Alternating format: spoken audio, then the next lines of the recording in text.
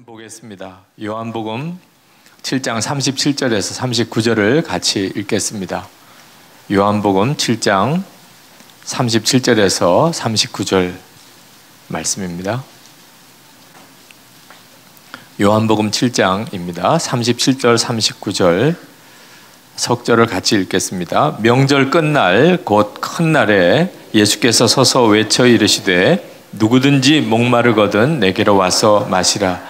나를 믿는 자는 성경의 이름과 같이 그 배에서 생수의 강이 흘러나오리라 하시니 이는 그를 믿는 자들이 받을 성령을 가리켜 말씀하신 것이라. 예수께서 아직 영광을 받지 아니하셨으므로 성령이 아직 그들에게 계시지 아니하시더라. 아멘. 저희 집에서 개를 한 마리 기르는데요. 얼마 전에 수술을 받았습니다.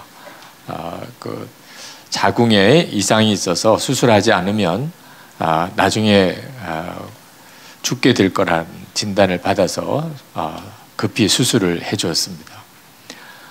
이 개는 자기가 수술하게 될 걸 전혀 알지 못하고 계속 먹으려고만 해서 보는 사람들이 참 딱하더라고요. 저희 딸이 수술 받기 전날 계속 뭘 먹겠다고 달라고 하는 걸 보고 내일 수술 받는 날인데 저걸 모르고 저렇게 먹으려고만 한다고. 그러나 너 내일 수술 받아. 그러니까 마음의 각오를 좀 하라. 이렇게 할 수가 없더라고요. 말을 해줘도 못 알아듣는 그 개에게 뭘 어떻게 하겠어요. 그냥 보기만 안타까울 뿐이죠. 그리고 그 다음날 병원을 데려가서 수술을 시켜주었습니다. 이 개로서는 갑자기 동물병원에 가서 흰 가운 입은 어떤 사람이 자기한테 주사를 놓고 깨보니까 배가 갈라져 있고 너무 아픈 거죠. 그 개가 수술받고 난 다음에 힘들어하는 걸 보니까 참 애처로울 정도더라고요. 네. 근데 이 개는 그 수술을 받고 생명의 연장을 받았어요. 네. 근데 그 개는 그걸 알까요? 자기가 죽을 수밖에 없는 큰 병이 있는데 이번에 수술받고 자기가 고침받았다. 그걸 이 개로서는 도무지 알 수가 없어요. 한 주간 내내 그 개는 짜증이 충만한 것 같더라고요. 아주 우울해하더라고. 네. 배는 갈랐지요. 뭐 그 상처 아물 때까지 꽤 고생하더라고요. 개도. 보면서 그 강아지를 보면서 하나님과 우리 사이가 꼭 이런 모습일 때가 많겠구나. 우리는 어떤 어려움을 겪으면 그냥 힘들기만 하다고 느낍니다. 왜 하나님 나에게 딴 사람에게 없는 이런 어려움을 주시나요?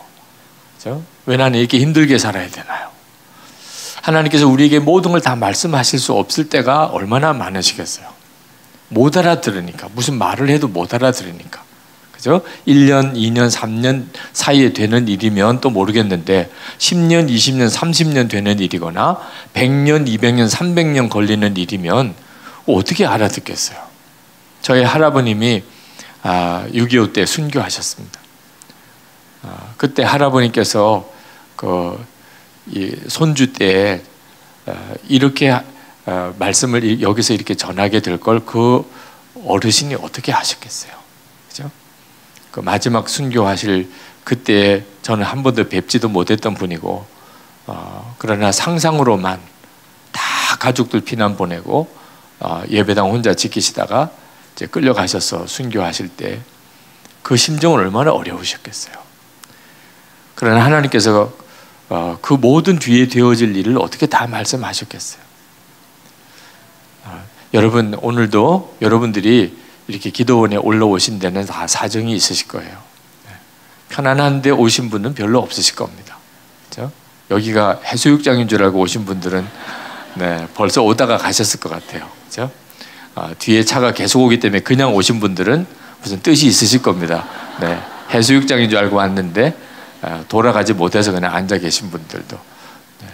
하나님의 무슨 계획이 있겠지만 하나님은 우리가 다 깨닫고 또 다 설명을 듣고 그렇게 하실 수가 없는 어려움을 통해서 우리에게 유익을 주실 때가 많습니다. 그러니까 무조건 순종하라고 하신 거예요. 그리고 항상 감사하라. 그죠? 범사에 감사하라, 항상 기뻐하라. 우리로서는 다 알지 못하는 일이 어려움을 통해서 오는 유익이 엄청 많습니다. 강영우 박사님, 우리 맹인으로서는 최초의 미국 유학을 갔던 분이죠. 그분이 미국 유학을 가서 그 아들 진석이라고 하는 강진석이라고 하는 아들이 초등학교 다닐 때 일기를 보니까 너무 슬픈 내용을 썼어요. 아빠는 앞을 못 보는 장애인이시다. 나랑 야구도 못하고 공놀이도 못하고 나는 아빠랑 하는 일이 아무것도 없다. 앞을 못 보는 아버지를 둔 아들의 마음의 슬픔을 구구절절히 거기 일기에 썼더라고요. 강영우 박사님이 너무 마음이 아팠어요. 그래서 그날 밤에 책을 하나 들고 그 아들 방으로 갑니다. 그 아들이 침대에서 누워있다가 아빠가 들어오니까 이제 반갑게 맞았는데 아들 마음은 아빠에 대한 원망이 사실 있어요. 아빠는 아무것도 못하잖아. 앞도 못 보시는 분인데 나하고 뭘 어떻게 놀아주지도 못하고 다른 친구 아빠들하고 너무 다르잖아요. 근데 강영우 박사님이 동화책을 읽어줄까? 이 아들의 입장에서는 아빠가 동화책을 읽어줄 수 있는 분이 아니거든요. 앞을 못 보시는 분인데. 근데 침대에서 같이 누우셔가지고 그 아들 진석이에게 불을 끄라는 거예요. 방에.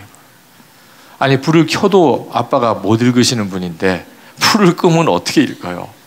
근데 불을 껐는데 깜깜한 밤에 침대에서 아빠가 동화책을 읽어주는 거예요. 동화책을. 점자 동화책을 가지고 아빠가 읽는데 이 아들이 황홀한 겁니다.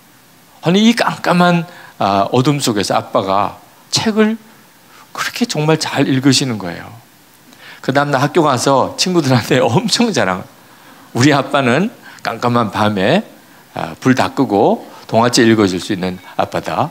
친구들이 믿어지지가 않는 거예요. 어떻게 그럴 수가 있냐. 이 아이에게 그때 그 아빠의 존재, 아빠가 할 수 있는 일에 대한 정말 엄청난 충격을 받고 나중에 이제 자라서 하버드 대학을 지원을 했는데 하버드 대학의 입학 사정의 중요한 몫이 에세이입니다. 학교 지원하면서 이제 왜 나는 이 대학에 가야 된다고 생각하는지를 이제 에세이를 쓰는 거예요. 그 에세이가 그 아이의 지금까지 자라온 모든 과정과 가능성과 비전을 그대로 이제 담아내야만 하거든요. 근데 이 강진석이라는 학생의 에세이 제목이 어둠 속에서 들려준 동화 이야기예요. 아빠를 통해서 얻은 이 놀라운 도전. 그리고 나는 그때 마음에 생각했다는 거예요. 아빠처럼 이렇게 앞을 못 보는 분들을 고쳐주는 일을 나는 할 거야. 내가 아빠 눈을 뜨게는 못 해줬지만 아빠와 같은 사람이 얼마나 많은지를 알게 되고 그 사람들의 눈을 뜨게 해주고 싶다. 이게 사정관에 너무 감동을 주었어요. 그래서 하버드 대학에 들어가죠. 미국의 유명한 의사가 됐어요. 2011년에 3만 명의 사람의 눈을 뜨게 해줍니다.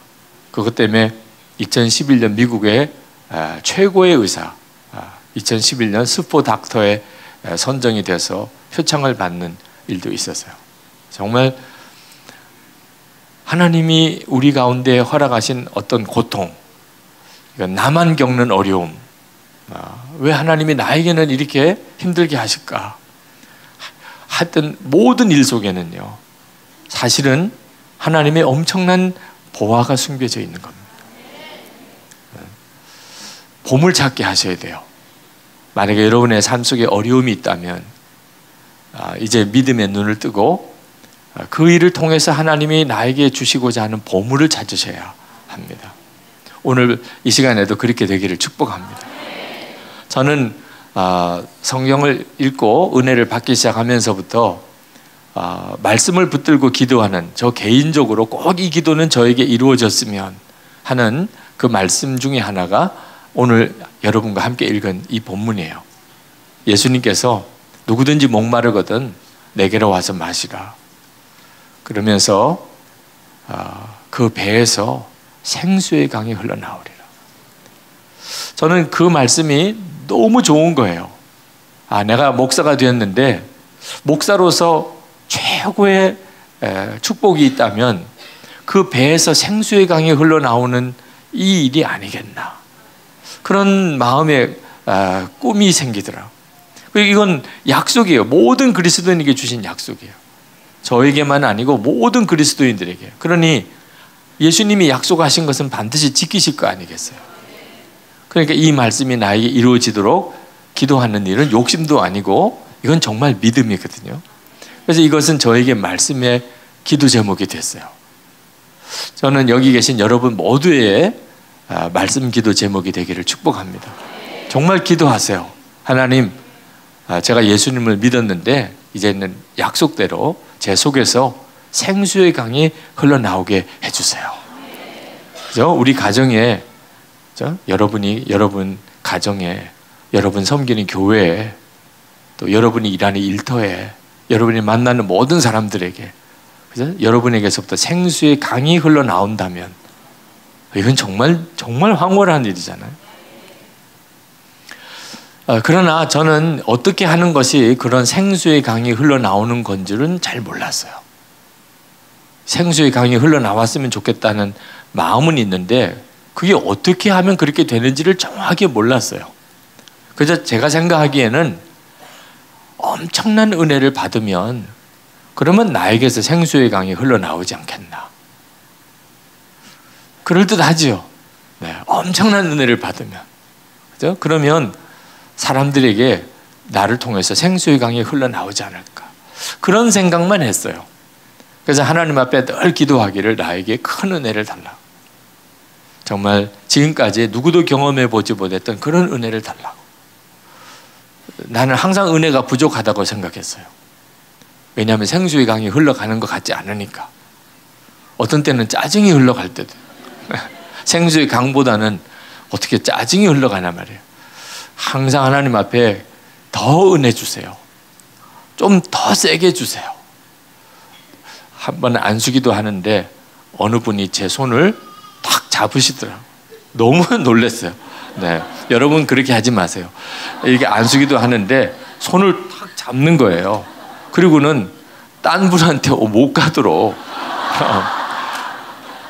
정말 엄청 힘들었어요. 이걸 뭐 뿌리치고 빼야 될지 뭐 어떻게 해야 될지.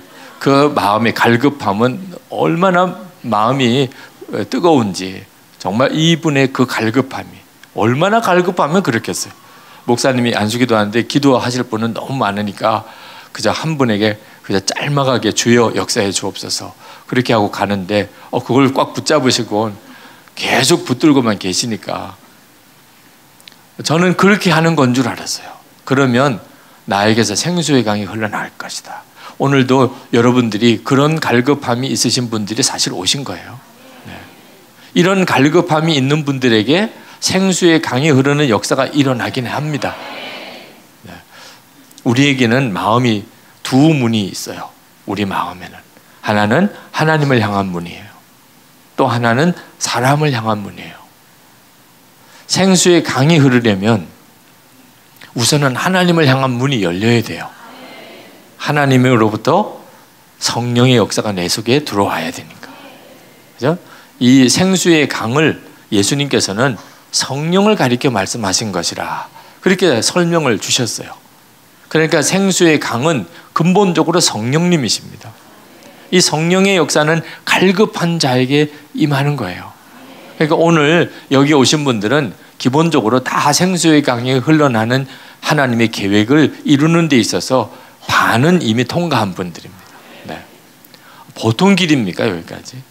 저도 오는 동안에 누가 왔겠나, 그죠? 이렇게 험한 길. 옛날 같으면 별 일이 아니지만 요즘 같은 때는 이렇게 누가 오겠어요, 그죠? 집 옆에 있는 교회도 잘 안 가는데 이렇게. 그런데 정말 이렇게 많은 분들이 와 계신데 그 갈급함이 얼마나 간절한가. 그러니까 이미 생수의 강은 반은 찬 거죠. 근데 문제는 이렇게 은혜를 갈급할 때 은혜를 받기는 하지만 그렇지만 생수의 강이 흘러나는 일이 좀처럼 우리 가운데 이루어지지 않아요. 은혜는 받는데 사모하니까. 왜 그렇죠? 성령 체험도 했고 불 체험도 했고 방언 체험도 했고 통곡하면서 밤새도록 울기도 하고 그런 은혜의 경험들이 우리에게 있는데 문제는 그런 은혜가 너무 빨리 사라진다는 것. 은혜는 받기는 하는데 그런 은혜가 오래 가지를 못해요. 너무 쉽게 사라져버려요. 오늘도 은혜 받고 내려가서 점심 먹다가 다 쏟을 수도 있어요. 은혜는 받기는 해요.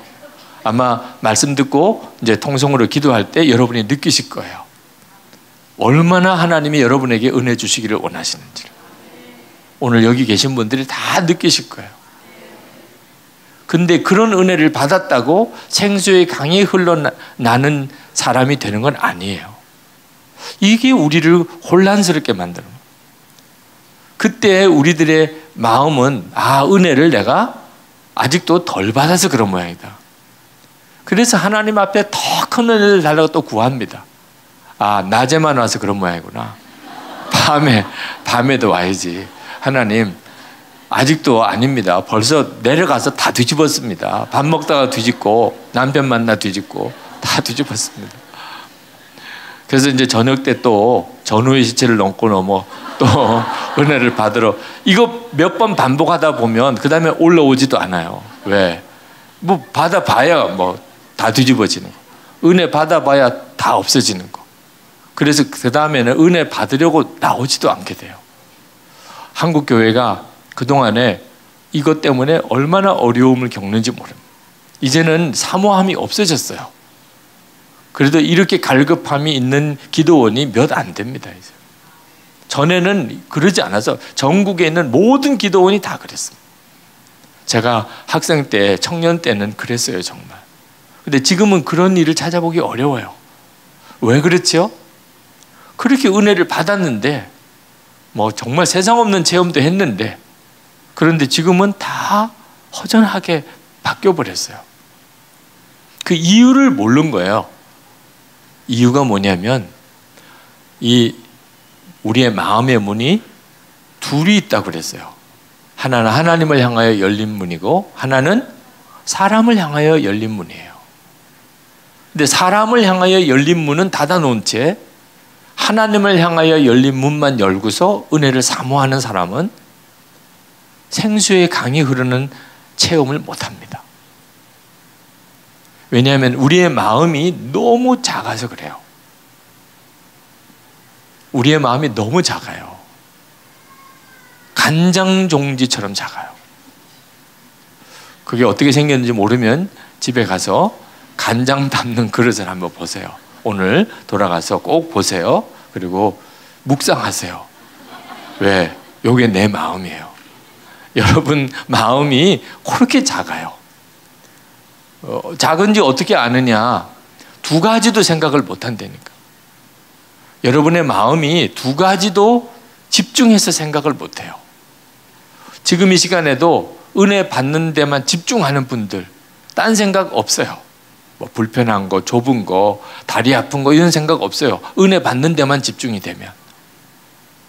근데 이분 여기 계신 분 중에 밥 먹는 데 집중하는 분이 있으세요. 그분은 하여튼 빨리 끝나는 게 좋은 거예요. 네. 여기까지 왜 왔나 몰라요. 네. 이상할 정도로 둘이 집중이 한꺼번에 안 돼요. 그러니 우리 마음이 얼마나 작으냐 말이에요. 어떤 일에 하나 딱 마음이 꽂히면 나머지는 생각이 안 들어요. 그 정도로 우리 마음이 작습니다. 그러니 하나님이 은혜를 주시는데 생수의 강이에요. 하나님의 은혜는. 그 생수의 강이신 성령께서 우리 속에 와 계세요. 그런데 우리는 강 같은 은혜가 내 속에 있다는 느낌이 없을 때가 많아요. 왜 그렇지요? 내 마음의 그릇 속에만 담으려고 하니까. 여러분, 폭포가 엄청난 물이 쏟아지는 폭포 앞에 섰어요. 그 폭포에 있는 그 물을 담아내고 싶어요. 그런데 내가 가지고 있는 그릇은 간장 종지를 가지고. 한번 그려보세요. 그러면 간장 종지 갖다 대면 금방 차요. 네, 꽉 차요. 네, 흘러 넘쳐요, 정말. 그 은혜 받을 때는 그런 느낌이라니까. 은혜 받을 때는 흘러 넘쳐요. 나중에 우리 통성기도 할 때 여러분 스스로 그리고 이 자리를 한번 생각해 보세요. 하여튼 세상도 다 뒤집을 것 같다니까. 그때 그 시간에 기도하는 기도, 그때 여러분의 마음 심령 같아서는 정말 땅끝까지 가서 복음도 전하고 순교자도 되고 온 집안 식구들 일가 친척 다 구원하고 우리 교회 뭐 다 채우고 전도 왕이에요. 전도 대왕이지 뭐. 네. 나중에 우리 기도할 때 그런 심정이 된다니까. 그때는 정말 뭐 흘러 넘쳐요, 넘쳐. 하나님의 은혜는 엄청납니다. 그리고 내가 그때 받은 은혜는요, 엄청난 은혜를 받은 것 같아요.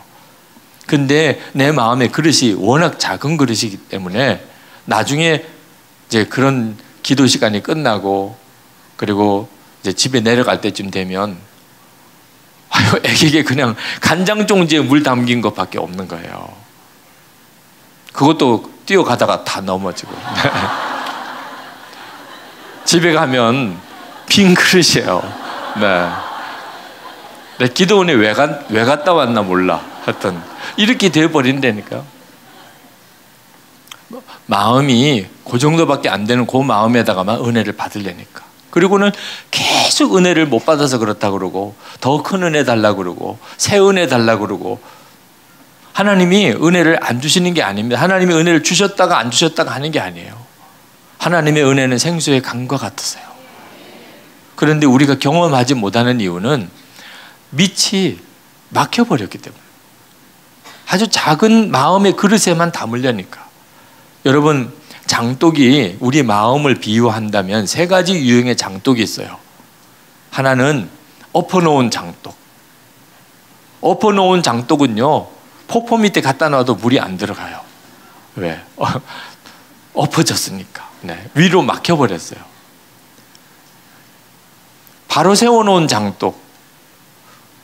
폭포 밑에 갖다 놓으면 그 장독만큼 담깁니다. 물은 뭐 엄청난 물이 쏟아져도 담기기는 그 장독만큼밖에 안 담겨요. 또 하나가 있는데 밑빠진 장독. 이 밑빠진 장독은요, 계속 물이 그냥 관이니까 이미 그건 그릇이 아니에요. 관이니까 위로도 열렸지요, 아래로도 열렸지요. 그러니까 그릇은 작아도 그 장독을 통해서 통과하는 물은 엄청난 물이 통과해요. 하나님의 계획은, 우리를 향한 하나님의 계획은 밑빠진 독이 되는 거예요. 우리 한국 속담에 의하면 이건 완전히 헛수고지. 밑빠진 독은 헛수고 인생이에요. 이건 하나님의 은혜를 모르는 사람들이 하는 이야기입니다. 하나님의 은혜를 모르는 사람들은 무언가 받으면 빠져나갈까 봐 막아야 돼요. 하여튼 받아들이기는 많이 받아들이고 빠져나가지는 못하게 해야 되는. 그래서 욕심으로만 사는 겁니다. 그러나 평생 한 번도 은혜를 제대로 경험해 보지 못하고 살아요. 세상 사람들은 이유를 모르죠. 그래서 만들어낸 속담이 밑빠진 독에 독이라, 밑빠진 독에 물 붓기라는 식의 속담만 만드는 겁니다. 왜? 쏟아지는 물도 한계가 있으니까. 그러나 영원히 끊어지지 않는 폭포수 같은 하나님의 은혜 아래 있을 경우에는 밑빠진 독이 진짜 축복의 사람이에요. 그릇은 작아도 엄청난 용량의 물을 담아내고 항상 새로운 은혜가 계속 흘러갑니다. 밑으로 빠졌으니까 계속 물은 새로운 은혜가 흘러가는 거죠. 저는 생수의 강이 흐르는 삶을 살아야 되겠다. 하나님 그렇게 살게 해주세요. 그런 목사가 되게 해주세요. 그렇게 기도를 했지만 사람을 향하여 문이 열려야 된다는 것에 대해서 깨달은 것은 얼마 되지 못합니다. 저는 계속 주님을 향하여 문이 열린 것만 생각하고 살았어요. 항상 은혜를 더 달라고만 그렇게 구했어요. 왜 내게는 그런 큰 은혜를 안 주시느냐. 이미 충분히 주셨는데. 오늘 이 자리에 계신 분 중에 목사님, 저는 큰 은혜를 못 받았습니다. 누가 어떤 체험을 했고 누가 저런 체험을 했고 나는 그런 체험을 해본 적이 없습니다. 그러신 분들 있으실 거예요. 몰라서 그런 거예요.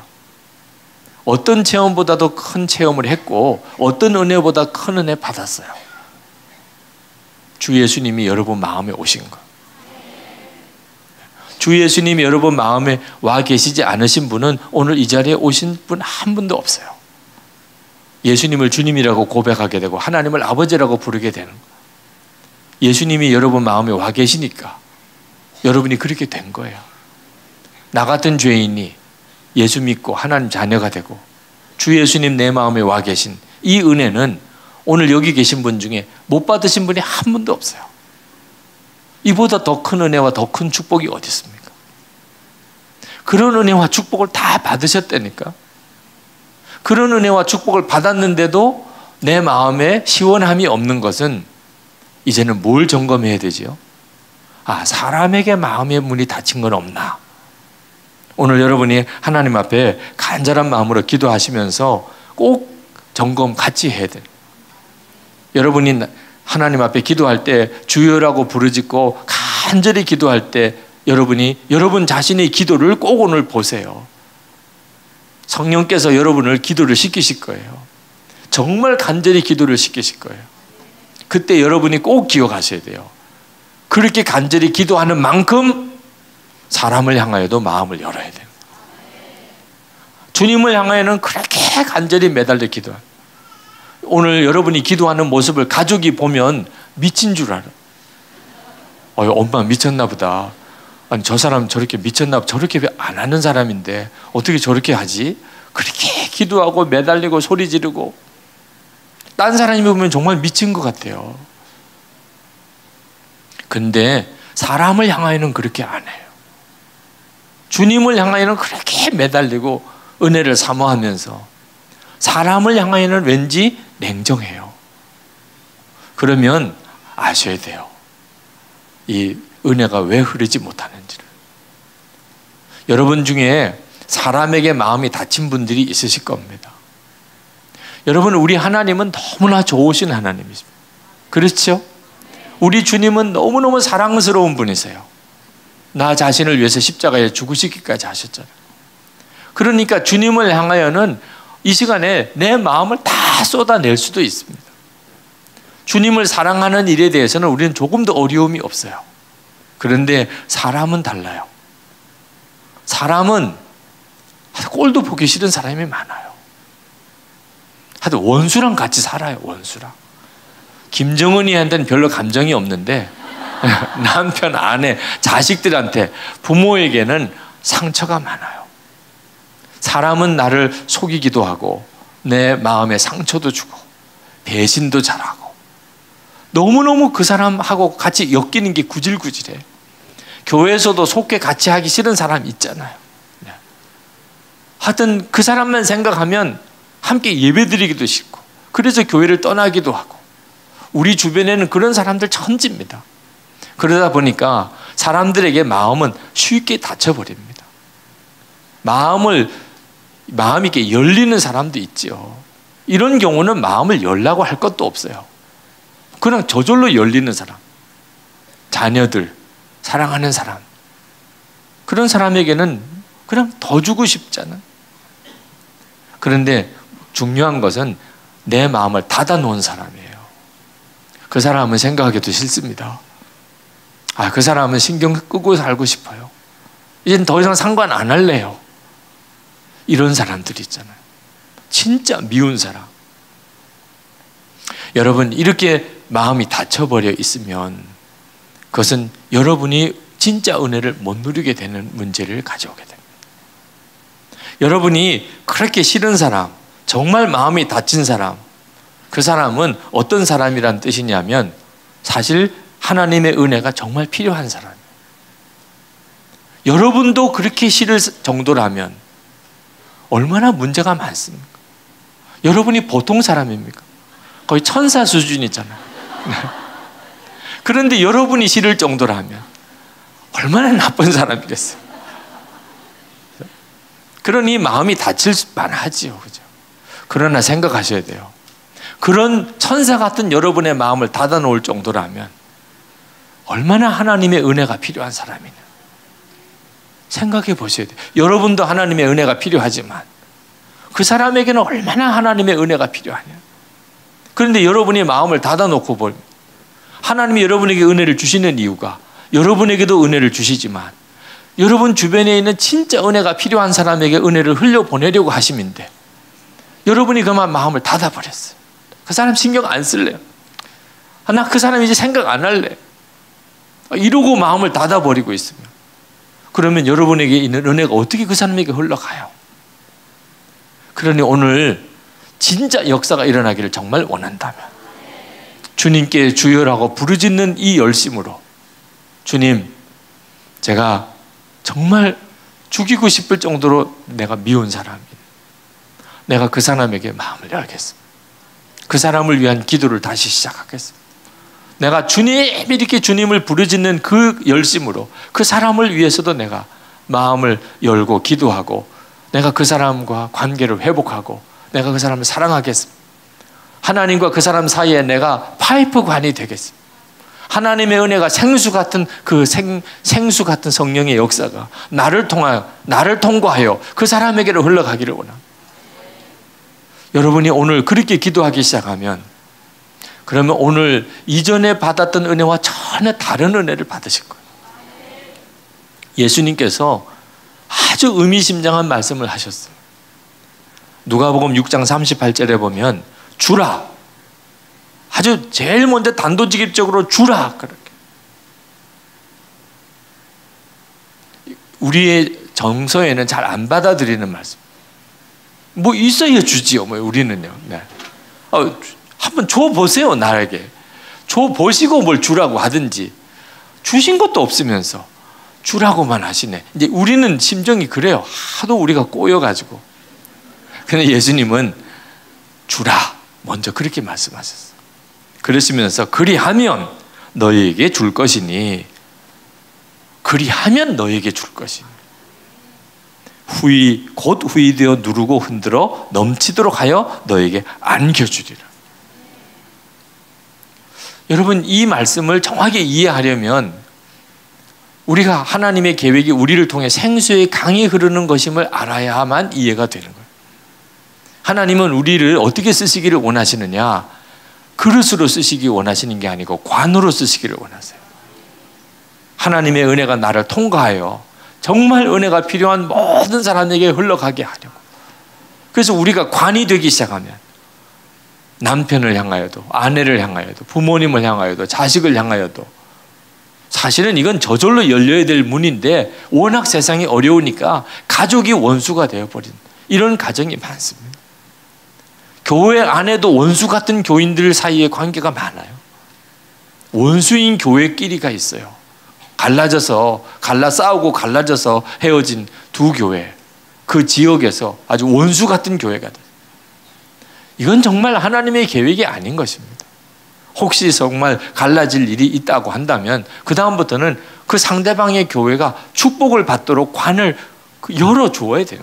하나님 저 교회를 축복해 주세요. 우리보다도 그 교회를 더 축복해 주세요. 이런 기도가 나오기 시작하면 그러면 하나님이 역사하기 시작해요. 순회 선교단의 구호 중에 하나가 정말 마음에 드는 구호가 나 잡아먹고 너 살아라. 그 순회 선교단 선교사님들끼리 공동체를 이루고 사시는데 그분들끼리도 얼마나 서로 함께 사는 게 힘든지 그래서 갈등도 느끼고 서로 다투기도 하고 그러다가 구호를 만들었어요. 우리가 이렇게 하면 안 돼요. 우리가 서로 힘들고 어려워도 정말 나에게 너무너무 어렵게 하는 자에게도 기도를 똑바로 하자. 나 잡아먹고 너 살아라. 그렇게 합시다. 그러니까 그 역사가 엄청나요. 여러분도 꼭 같이 하셔야 돼요. 이 일을 깨닫는 자가 진짜 복을 받을 자예요. 하나님이 쓰시는 자예요.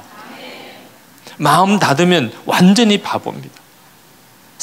이스라엘 가보면 사해가 있는데 사해에 들어가 보면 그냥 몸이 떠요. 수영 못해도 상관없어요. 자유형만 안 하면 돼요. 자유형 했다가는 완전히 죽음이에요. 왜? 눈에 소금물이 들어가니까. 거기는 배영만 해야 돼요. 배영만. 배영하다가 이게 바로 이렇게 내려서지를 못해서 좀 어려울 정도. 그것만 조심하면 돼요. 어떤 목사님이 배영하러 해서 너무 좋았대. 근데 이제 서야 되잖아요. 근데 이 발이 안 내려오는 거예요. 그냥 몸이 그냥 떠요. 그래서 발을 내리려고 엎어져 가지고 그만 눈에 소금물 다 들어가서 뭐 거의 비명을 지르고 죽는다고 그냥 소리치면서 나온 적이 있는 걸 봤는데, 참 신기한 바다죠. 이 바다가 왜 그런 바다가 됐냐? 계속 요단강에서 물은 들어와요. 근데 나가는 출구가 없어요. 결국은 물이 계속 증발하면서 소금기만 남습니다. 그 지역 일대가 또 바위가 소금밭이에요. 그러니까 그런 바다가 된 거예요. 여러분, 사람에게 마음을 닫기 시작하면, 사람에게 마음을 닫은 사람이 여러분 주변에 많으면 여러분은 꼭 그런 사람이 되어 있습니다. 은혜는 굉장히 갈망해요. 그런데 가까이 하기는 너무 싫은 사람이에요. 경건한 사람 중에, 은혜를 많이 받은 사람 중에 가까이 하기에는 진짜 싫은 사람이 있습니다. 은혜 많이 받은 사람이 다 가까이 하기 좋은 게 아니에요. 어떤 사람은 정말 은혜를 많이 받았고 체험도 강하고 아주 경건하고 기도도 많이 하고, 그런데 함께 살기는 싫어. 그런 분들이 있어요. 특히 우리 엄마, 막 성령 충만한 성령파 엄마, 자녀들이 엄청 힘든 자녀들이 있어요. 하여튼 매 맞고 가정예배 드리고, 가정예배 드리다가 매 맞고. 그 어머니의 열심은 대단해요. 하나님 앞에 정말 예배를 열심히 드려야 되고, 성경 안 외우면 밥도 안 주고. 참 열심은 대단해요. 그런데 뭔가 문제가 있어요. 교회 안에도 참 믿음이 좋은 사람, 성경도 많이 알고 아주 경건한 사람, 그런데 문제가 좀 있어요. 왜? 뭘 잘못하는 사람을 보면 용납을 못해요. 당신 자신이 깨끗해요. 아주 뭐 점도 흠도 없이 살려고 애를 써요. 그렇게 교회 일을 열심히 충성 다하는데 딴 사람들에 대해서 그렇게 비판적이에요. 저 집사는 뭐가 문제고, 저 권사님 뭐가 문제고, 목사님은 뭐가 문제고, 새벽기도 때 막 기도하는데 뭐 다 야단치는 기도예요. 하나님 손봐 주셔야 돼요. 뭐 어느 목사님이 이렇게 하면 됩니까? 장로님이 이렇게 하면 됩니까? 그 권사님 기도는 정말 듣기가 너무 힘들어요. 하나님 앞에 일러 바치는 기도예요. 다. 본인은 정말 잘하세요. 이건 하나님의 계획일까요? 그렇지 않아요. 이런 경우를 율법주의라고 하는 거예요. 율법주의자들이 사람에게 문이 닫혀진 사람들입니다. 하나님을 향한 열심은 너무나 강한데 사람을 향하여 마음이 닫혀버리면 그때부터 하나님의 은혜는 은혜가 아닙니다. 사해가 되어버려요. 아주 짜서 써서 먹지를 못해요. 그 물을. 생수의 강이 흘러가야 되는데 정말 지독한 소금물만 흘러가는 거죠. 여러분이 그런 성도가 되지 않아야 하잖아요.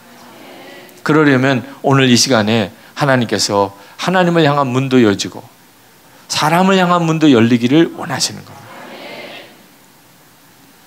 우리가 하나님의 은혜를 받고, 그리고 꼭 기억해야 될 것은, 내가 사람을 향하여 마음이 열리지 않으면, 그러면 하나님이 나에게 더 은혜 주실 수 없다. 내가 왜 은혜 받고도 은혜가 쉽게 사라졌나? 은혜는 받았는데 왜 은혜가 그렇게 하루도 유지가 안 되나? 오늘 이 시간에 여러분의 마음에 이 기도 내려가서 집에서 만날 사람을 향한 기도가 열려 있어야 돼요. 틀림없이 사탄은 밑에 준비를 다 해놓고 있어요. 사탄이 잔치를 준비해 놓고 있다니까. 여기서 여러분이 은혜를 받고 내려가면 사탄은 뒤집을 준비를 다 해놓고 있어요. 그러니까 여러분 여기서 주님만을 향하여 마음을 열고 내려갔다가는 다 뒤집어지는 겁니다. 고린도 교회에 파벌 싸움이 있었는데 그 파벌 중에 베드로파도 있었고 아볼로파도 있었고 바울파도 있었고 또 어느 파가 있는지 아세요? 예수파가 있었어요. 자, 기가 막히죠? 이 네 파가 고린도 교회에 4대 천왕이에요. 네. 고린도 교회를 힘들게 한 정말 무서운 파벌 싸움이. 근데 어떻게 예수파가 있을 수 있냐? 예수파가 어떤 파겠어요? 예수님 한 분이면 충분합니다 파예요. 영성일기파예요. 24시간 예수님 바라보는 파예요. 아마 여기 계신 분들 다 예수파일 거예요. 그죠? 근데 이 예수파가 왜 이 파벌 싸움의 한 파가 된 거죠? 이걸 조심해야 되는 거예요. 나는 예수님만 바라볼 거야. 나는 예수님만이면 충분해요. 그러면서도 그러지 못한 교인을 보면 어때요? 저 사람은 저래서 문제야. 저 사람은 예수파가 돼야 되는데, 영성일기 써야 되는데, 저 사람은 24시간 주님을 안 바라보나 봐. 저 사람은 안 죽어서 저래. 저 사람은 거슬렀나 봐. 이러고만 있는 거예요. 이런 사람이 예수파예요. 그러니까 딴 사람이 보면 좋아 보이지 않아요. 예수님만 하는 사람이 좋아 보이질 않아요. 이런 일이 어떻게 가능하죠? 사람을 향하여 마음을 열어야 된다는 걸 모르면 그렇게 됩니다. 내가 주님을 향하여는 너무나 마음이 활짝 열려 있지만 사람을 향하여 마음이 열린 것에 대해서 점검을 안 하면, 그러면 우리는 그냥 예수파가 되고 말아요. 교회를 분열시키는 또 한 파가 됩니다. 여러분이 진짜 정말 하나님의 축복의 사람이라면 이제 교회로 돌아가서 아직도 믿음, 은혜의 눈이 안 뜨인 사람, 율법적으로 사는 사람, 어떤 때는 목사님이 좀 그런 점에서 답답할 수도 있어요. 그러나 그들에게 여러분이 축복의 통로가 될 수 있어요. 그래야만 맞아요. 그렇지 않고 목사님 힘들게 하는 사람들, 또는 교인들 중에 여러분들이 들어가서 딴 사람들 판단하고 정죄하는 일만 하는 사람, 그러면 이 다락방 기도원에 오는 거 다 금지할 거예요. 거기 갔다가 다 이런 사람 된다고. 한 번은 제가 운전을 하는데 사람들이 그 차 운전하는 차길로 사람들이 막 밀려 나오는 겁니다. 얼마나 위험해요. 차들이 다니는 길로, 사람들이 다니는 인도에서 제 앞으로 사람들이 와요. 경적을 울리고 위험하니까 그렇게 하지 마시라고 그래도 그냥 계속 밀고 오는 겁니다. 얼마나 화가 나는지. 고의예요, 완전. 이건 무슨 뭐 실수로 차도로 나온 것도 아니고, 이건 뭐 의도적으로 무슨 사고를 내려고 나온 거니까 운전하는 입장에서 얼마나 위험합니까? 그래서 그 사람들을 피해서, 그 사람들을 우회해서 가려고 피해서 가면서 차 문을 내리고 막 따졌어요. 이게 뭐 하는 일이냐고. 그런데 그러면 그 사람들도 무슨 뭐 나한테 화를 내거나 또는 무시하거나 미안하다고 하거나 그러질 않고, 제가 막 화를 내면서 야단을 치니까 깔깔대고 웃는 겁니다. 저를 보고, 그렇게 화를 내는 저를 보고. 그때 아차 하는 생각이 들더라고요. 그 사람들은 제 운전을 방해하려고 또는 무슨 사고를 일으키려고 온 게 아니고 화를 내게 하려고 온 거예요. 화를. 제가 화를 내는 걸 보고 너무너무 통쾌해하는 거예요. 24시간 예수님 바라본다며, 저 화내는 것 좀 봐. 그런 느낌이에요. 제가 화를 내는 거 보고 그렇게 깔깔대고 자기들이 의도했던 대로 됐다고 좋아하고 박수치고, 제가 그때 얼마나 마음이 당황스럽고 충격을 받았는지. 그리고 깼어요. 꿈이에요. 네. 근데 하나님께서 저에게 말씀하시는 것이 있는 꿈이라고 생각이 들더라고요. 하나님이 저에게 이게 불끈불끈 화를 내는 성질. 사람이요, 착하게 생겨도 성질은 보통 성질이 아닌 사람들이 많아요. 네. 뭔가 마음에 안 드는 일이 생기거나 누가 뭘 잘못하거나 하면 갑자기 막 화가 일어나는 이런 성질, 십자가에 못 박지 않으면 너가 24시간 주님을 바라본다고 하는 것이 오히려 하나님의 영광을 가리게 될 것이라. 하나님께서 저에게 앞으로 저를 막 화나게 할 일들이 있겠구나. 갑자기 막 속에서부터 화가 치밀어 오르는 이런 일들이 내 삶 속에서 여러 번 있겠구나. 그때 제가 미리 준비하지 못했다면 화를 내겠지요. 화를 내는 것은 하나님의 의를 이루지 못해요. 그리고 주님을 바라보자고 그러고 영성일기도 쓰자고 했던 모든 것들이 조롱을 받게 돼요. 화를 내게 만들어 놓고도 화를 낸 것 가지고서 그때 깨달았어요. 사람을 향하여 훈련받지 않으면 하나님의 은혜만을 사모하는 것 가지고서는 하나님이 역사하실 수가 없다. 오늘 이 시간에도 여러분 똑같습니다. 프란시스 수도회에 어느 수사 한 사람이 있었는데 이 사람은 0점 사람이 덜 떨어진 것 같은, 그래서 다들 바보라고 말하는 수사가 있었습니다. 그래서 사람이 참 착해요.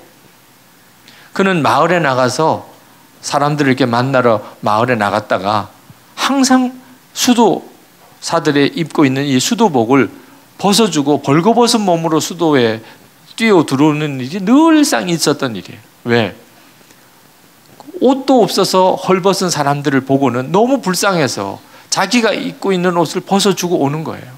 그래서 수도회에서 이 수사에게 엄히 명령을 내렸어요. 앞으로 절대로 누구에게 옷 벗어주면 안 된다. 이거 엄격하게 그 사람에게 지켜야 될 규칙으로 정해요. 이 수사가 어느 날 마을을 가는데 너무너무 가난해서 정말 아무것도 제대로 입지 못하는 헐벗은 사람을 보았어요. 근데 이 옷을 벗어주고 싶은데 명령을 받기를 절대로 옷을 벗어주면 안 된다고 그랬죠. 이 수사가 그 사람 앞에서 팔을 벌리고 섰어요. 그리고는 빨리 벗겨. 빨리 벗기라니까. 자기가 벗어준 거 아니야. 그 사람이 벗긴 거지. 네. 그리고 또 벌거벗은 채로 또 수도회로 들어가니까 정말 대책이 안 서는 사람이에요. 네. 어느 날 친구가 몸이 아파서 정말 죽어가고 있는 친구가 있어서 그 친구를 보러 갔는데 너무 안타까운 거예요. 제대로 뭐 먹지도 못하지요. 정말 죽어가는데 뭐라도 하나 좀 먹이고 싶은데 방법이 없어서 하다가 옆에 있는 농장에 가서 돼지 허벅지를 잘라냈어요. 그래가지고 그걸 가지고 요리를 해서 먹인 거죠. 농장 주인이 뭐 알고 난 다음에 얼마나 화가 나요. 아니 수도원에 있는 수사가 와서 자기 돼지 허벅지를 잘라가지고 가서 자기 친구 먹였다고 그러니까, 그래서 수도에 막 항의를 하러 왔습니다. 와서 뭐 이게 말이 되느냐, 뭐 아니 수사가 이런 식으로 남의 집에 와서 돼지 허벅지 잘라내도 되느냐, 뭐 배상해 내라. 뭐. 수도회에서도 난감해요. 또 일 저지른 거죠. 너가 해결하라. 갔어요. 그 농장 주인이 막 화가 대단히 나서 막 소리 지르고 있는데 가서 설명을 했습니다. 내가 친구를 만나러 갔는데 너무너무 먹지 못해서 죽어가고 있는 게 너무 불쌍해서 내가 어떻게 하면 좀 뭘 먹을 걸 줄 수 있을까. 그래서 왜 그러니까 돼지가 있길래 가서 허벅지 잘라가지고 요리를 해서 먹였다는 거예요. 이런 말을 들으면 이 농장 주인이 화가 풀렸겠어요? 더 나겠어요? 그걸 무슨 변명이라고 합니까? 그걸 말이라고 하는 거예요. 이 농장 주인이 진짜 말도 안 되는 변명을 두고 막 화가 더 나는 거예요. 그랬더니 이 수사가 길길이 뛰면서 화를 내는 그 농장 주인에게 가서 끌어안았어요. 끌어안았어. 아니 내가 잠깐만 이야기할 테니까 좀 들어보라고. 그러고는 내가 내 친구가 몸이 아파서 먹지 못해가지고 거의 죽어가고 있는 걸 보고 너무 안타까워서 뭘 먹여야 될 텐데 그러다 보니까 돼지가 있어서 그래서 잘라서 먹였다고. 이게 이해가 돼요? 그러니까 화내고 또 붙들고 또 조금만 들어보라고, 한 번만 더 들어보라고. 그리고 또 그 이야기하고 거의 종일 그렇게 싸운 거야 둘이. 그러다가 어느 순간에 이 농장 주인이요 마음에 감동이 오기 시작한 거예요. 이 수사가 눈물을 그렁거리면서 내 친구가 죽어가고 있는데 뭐든 좀 먹여야 살릴 것 같은데 도무지 어디서 뭐 고기를 구할 수는 없고, 그래서 돼지가 있길래 그래서 잘라다가 먹였다고. 이 사람이 정말 사랑이 많은 사람이구나. 행동한 거는 정말 말도 안 되는 행동을 했지만 그 수사, 바보라고 다들 손가락질하는 그 수사의 마음의 중심에 얼마나 사람을 향한 사랑이 있는가를 깨달은 거예요. 그리고는 이 농장 주인이 확 마음이 바뀌었어요. 알겠다고. 그리고 그 다음부터 매달 한 마리씩 돼지를 그 수도회에 갖다 줘요. 원하는 대로 대접하고 싶은 사람 대접하라고. 우리가 진짜 예수를 잘 믿는 사람이라면 반드시 이와 같은 사람이 돼야 돼요. 사람이 똑똑하고 못하고 이런 문제는 하나님 앞에 큰 중요한 기준이 아닙니다.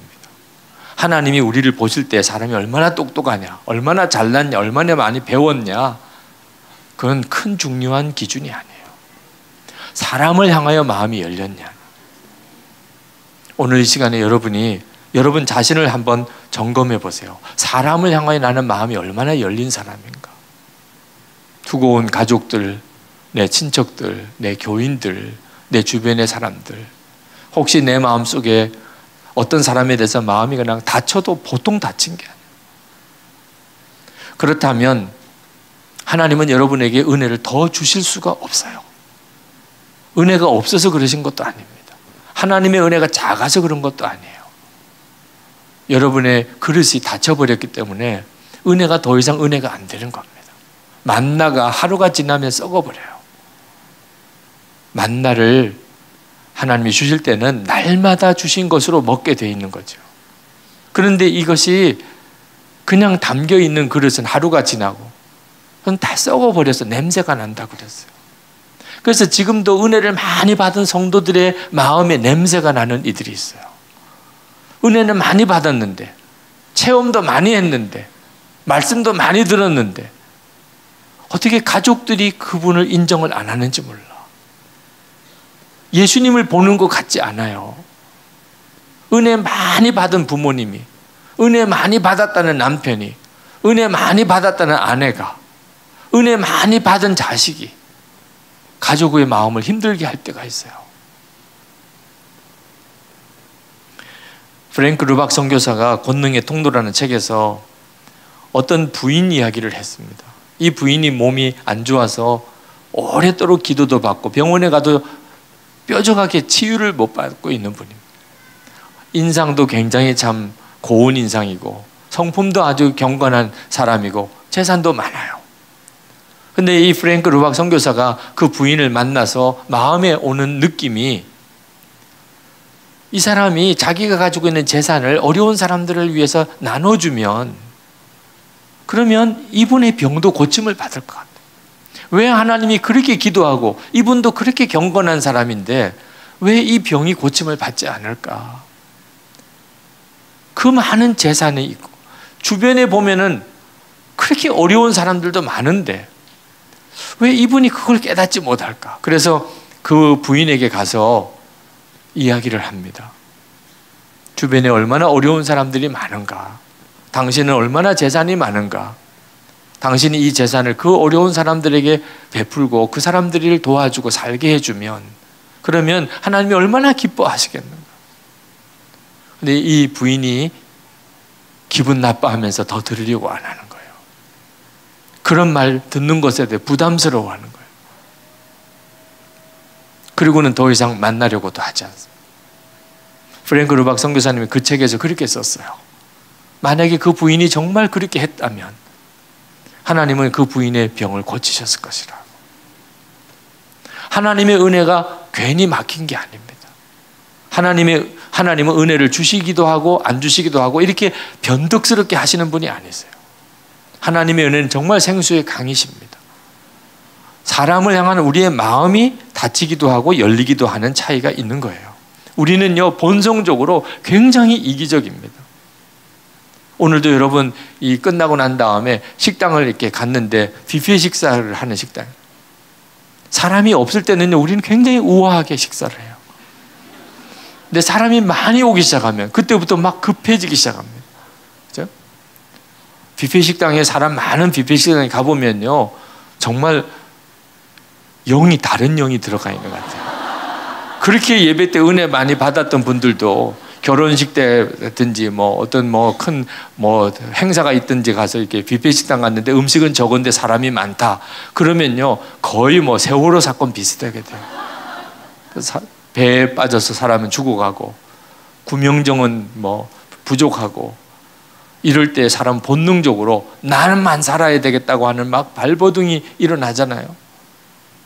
우리가 다 똑같아요. 그런 식의 이기심이요. 여러분, 만약에 어딜 가야 되는데 사람은 줄은 길게 늘어섰고 그리고 정말 차표는 매진이 될 지경이고 그럴 때 누가 끼어들게 하면 여러분들은 어떻게 해요? 축복합니다. 네. 당신은 사랑받기 위해서 태어난 사람입니다. 그렇게 하시죠. 우아하게. 정말 진짜 정말 화나는 거예요. 네.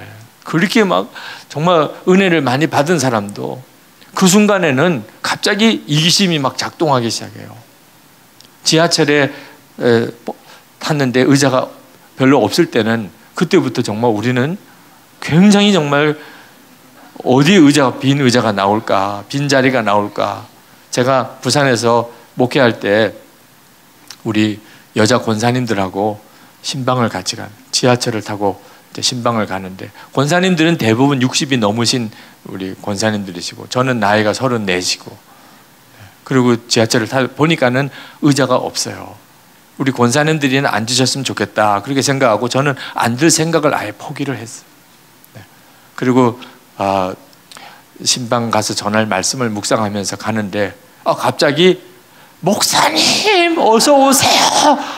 우리 권사님의 낯익은 소리가 들리는데 정말 식은땀이 흐르더라고.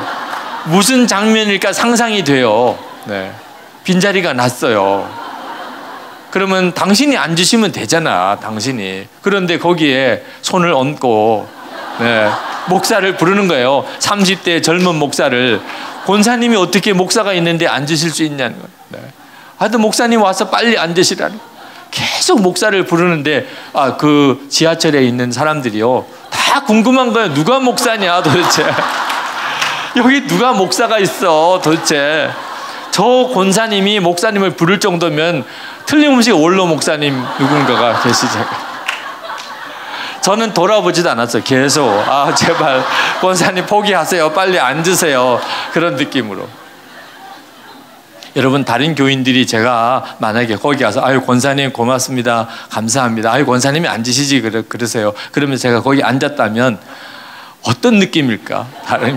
다른 사람들이 저게 무슨 이단이야? 이렇게 생각. 저 사람 무슨 교주야? 이렇게 생각.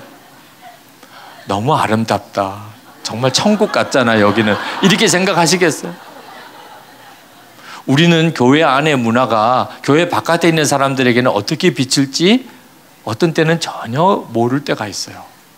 세상 사람들이, 예수 믿는 사람들이 하는 모습을 보고 정말 아름답다 이렇게 느껴지지 않는 일들이 교회 안에 얼마나 많은지 모릅니다. 이기심인 거예요, 우리 속에.